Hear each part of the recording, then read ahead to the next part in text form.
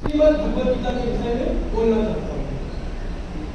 जैसे कि आप सभी को पता है, श्रीमद् भगवद गीता एक कोई सिर्फ आध्यात्मिक ग्रंथ नहीं, बल्कि यह हमें मानव जीवन जीने का एक मार्गदर्शक है। जैसा कि हम सभी जानते हैं, आप कोई भी सामान खरीदिए, आपको एक मैनुअल मिलेगा। ठीक उसी प्रकार से आप मानव जीवन भी तो है, इसका भी कोई मैनुअल होना चाहिए। तो श्रीमद् भगवद गीता ये हमारा मैनुअल है, ये हमारा गाइड है, मार्गदर्शक है, जो बताता है कि हमें अपने जीवन को कैसे जीना है। आप जानते हैं श्रीमद् भगवद गीता महाभारत का एक अंश है, जो श्री कृष्ण भगवान और अर्जुन के बीच में धर्म क्षेत्र कुरुक्षेत्र में हुआ था। अब जैसे कि हम सभी को जीवन में कभी ना कभी दुविधा, परेशानियां, उलझन, कुछ ना कुछ कंफ्यूजन होता है, तो हम लोग भी क्या करते हैं, यूट्यूब पे जाते हैं और मोटिवेशनल स्पीकर सुनते हैं। लेट्स सपोज संदीप भाई, लेकिन जब अर्जुन को दुविधा आया, उलझन आया, परेशानी आया, तो उन्होंने पूरा ब्रह्मांड में नंबर 1 मोटिवेशनल स्पीकर भगवान श्री कृष्ण अर्जुन जी को सुना और अपनी परेशानियां, उलझन और दुविधा को खत्म किया। जैसा कि हम जानते हैं, अर्जुन युद्ध नहीं लड़ना चाहता था, वो कह रहा था भाई मुझे युद्ध नहीं लड़ना, लेकिन उस समय श्री कृष्ण जी क्या कहते हैं, अथा चैत्वम् इमं धर्मं संग्रामं न करिष्यसि ततः स्वधर्मं कीर्तिं च हित्वा पापं वाप्स्यसि।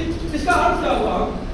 देखो अर्जुन, तुम कह रहे हो कि मुझे युद्ध नहीं लड़ना, तुम अपना धार्मिक कर्तव्य को नहीं निभाना चाहते हो। इसका अर्थ हुआ कि तुम्हें न केवल अपने धार्मिक कर्तव्य को न करने का पाप लगेगा, इसके साथ साथ जो तुम योद्धा हो अपनी प्रतिष्ठा भी खत्म कर दोगे।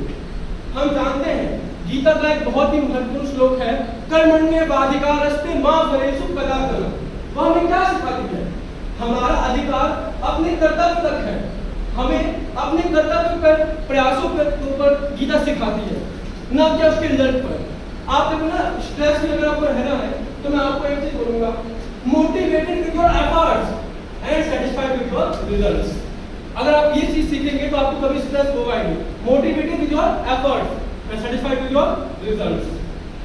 अच्छा, हम जानते हैं गीता जी हमें अपने वास्तविक जो हमारा रियल आइडेंटिटी है उसके बारे में बताती है। You are not this body, you are eternal soul. न जायते मृत्य वा कदाचित न हन्यते हन्यमाने शरीरा। इसका अर्थ क्या हुआ? हम रियल में हमारी आइडेंटिटी क्या है? आत्मा की है, न कि ये शरीर है।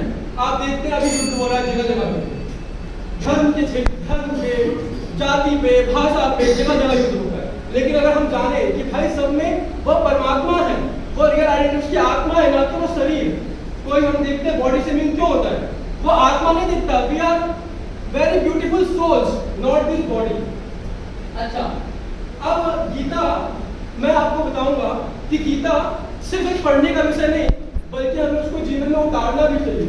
वो हमें तनावपूर्ण, और मैं ये कहूँगा कि अगर आपने गीता का कुछ अंश ही अपने जीवन में अपनाया तो पक्की बात है आप तनावपूर्ण महसूस करेंगे, आप अपने जीवन में अनुशासन ला पाएंगे और उसके साथ साथ एक उद्देश्यपूर्ण और आनंदपूर्ण जीवन जी पाएंगे।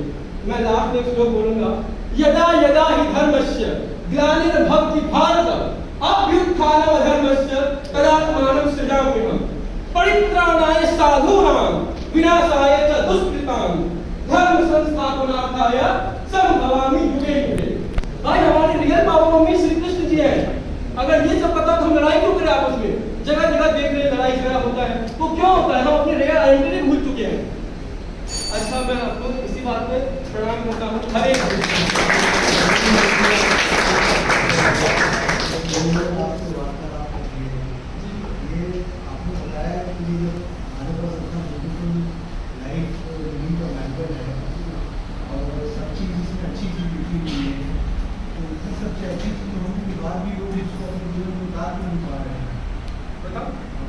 देखिए, जैसे कि हम जानते हैं ना, अगर धूल होगा ना, धूल तो दर्पण को ढक देता है।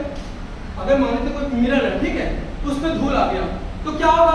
वो रियल जो उसकी साफपन था, जिससे अपने शक्ल देख पाते तो नहीं देख पाएंगे।